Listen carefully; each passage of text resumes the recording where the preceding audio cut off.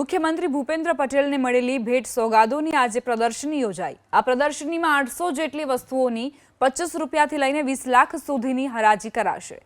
વર્ષ 2020 થી 2023 સુધીમાં મુખ્યમંત્રી ભૂપેન્દ્ર પટેલને મળેલી ભેટ સોગાદોની 3 દિવસ સુધી પ્રદર્શની યોજાશે। પ્રદર્શનીમાં અલગ અલગ સોના ચાંદીની ભગવાનની મૂર્તિઓ, વીર પુરુષોની પ્રતિકૃતિઓ સાથે જ રાજ્યની અલગ અલગ સાંસ્કૃતિક ચીજવસ્તુઓની ભેટ પ્રદર્શનીમાં મૂકવામાં આવી છે। અમદાવાદ કલેક્ટર ડી.કે. પ્રવીણાના હસ્તે આ પ્રદર્શનીને ખુલ્લી મૂકવામાં આવી। આગામી 3 દિવસ સુધી મુલાકાતીઓ આ ચીજવસ્તુઓની ખરીદી કરી શકશે। આ પ્રદર્શન દર 2 વર્ષે યોજવામાં આવેલ છે। આ વખતે 2020 થી 2022 સુધી જેટલા સામાન વસ્તુઓ મળ્યા હતા એની અમે પ્રદર્શન રાખી રહ્યા છે।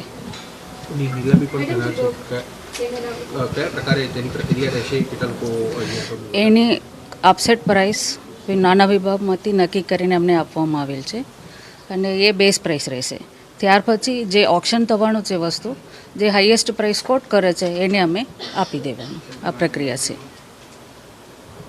અને 3 દિવસથી આ પ્રદર્શન ચાલુ રહેશે ને મેક્સિમમ 25 લાખ સુધી અહીંયા સામાન છે અને 850 જેટલા વસ્તુઓ અહીંયા ઉપસ્થિત છે અત્યારે।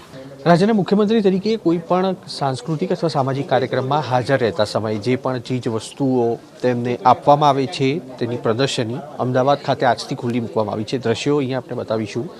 મુખ્યમંત્રી તરીકે ભૂપેન્દ્રભાઈ પટેલે જ્યારથી ચાર્જ સંભાળ્યો અને અલગ અલગ કાર્યક્રમોમાં તેઓએ હાજરી આપી સમગ્ર રાજ્યમાં અને દેશના અન્ય રાજ્યોમાં, ત્યારે તેમને આપવામાં આવેલી ભેટ સોગાદો છે તેની પ્રદર્શની અહીંયા આગળ મૂકવામાં આવી છે। આગામી 3 દિવસ સુધી આ પ્રદર્શની છે તે ચાલવાની છે અને તે બાદ આ જે સામાન છે તેની નીલામી પણ કરવા માટેનું આયોજન કરવામાં આવેલું છે।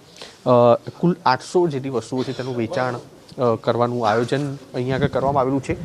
અંદરના પણ દ્રશ્યો આપણે બતાવીશું જ્યાં આગળ અલગ અલગ સોના ચાંદીની ચીજ વસ્તુઓ છે તેને પ્રદર્શનીમાં મૂકવામાં આવેલી છે। અહીંયા આગળ તેનું પણ ઓક્શન છે તે થવાનું છે અને 25 રૂપિયાથી લઈ અને 1 લાખ રૂપિયા સુધીની કિંમતનું વેચાણ થશે।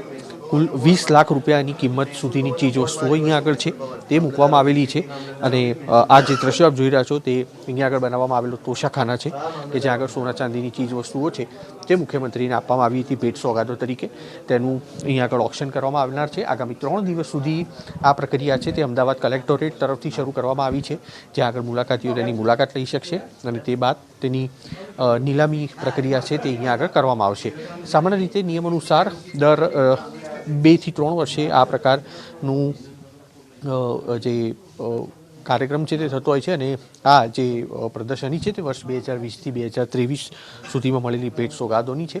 દ્રશ્યો અહીંયા આગળ જોઈ શકાય છે। અલગ અલગ ભગવાનની મૂર્તિઓ છે તેની સાથે અશ્વરથ અહીંયા આગળ જોવા મળી રહ્યા છે અને મહાવીર સ્વામીની પ્રતિકૃતિ તેની સાથે કચ્છમાં મુખ્યમંત્રી જ્યારે ગયા હતા તે વખતે કચ્છની અલગ અલગ જે પ્રતિકૃતિઓ છે ચાંદીની તે તેમને આપવામાં આવી હતી તે અહીંયા આગળ જોઈ શકાય છે। આ દ્રશ્યો કે જે શ્રીનાથજી ભગવાન છે, રાધા કૃષ્ણ છે, તેની સાથે અલગ અલગ જે ભગવાન છે તેમની પ્રતિકૃતિઓ તેમને ભેટ સોગાદ આપવામાં આવી હતી તે પણ અહીંયા આગળ પ્રદર્શનીમાં મૂકવામાં આવેલી છે।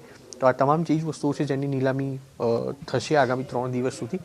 ગોલ્ડ અને સિલ્વર આર્ટિકલની બનેલી ચીજ વસ્તુઓ જે અમદાવાદની પશ્ચિમ ઝોનની જે કલેક્ટર કચેરી છે ત્યાં આગળ મૂકવામાં આવેલી છે। આ દ્રશ્યો પણ અહીંયા આગળ આપણે બતાવીશું જે ગણપતિજી છે જે કોઈ પણ સારા કામમાં પ્રથમ તેમને સ્થાન આપવામાં આવતું હોય છે તે અહીંયા આગળ જોઈ શકાય છે અને આ પ્રકારે અમદાવાદ કલેક્ટોરેટ તરફથી આયોજન કરવામાં આવ્યું છે જે આગામી 3 દિવસ સુધી અમદાવાદ શહેરમાં ચાલશે। કેમેરામેન કમલેશ પટેલ સાથે કુશાંગ સોની, ABP અસ્મિતા, અમદાવાદ।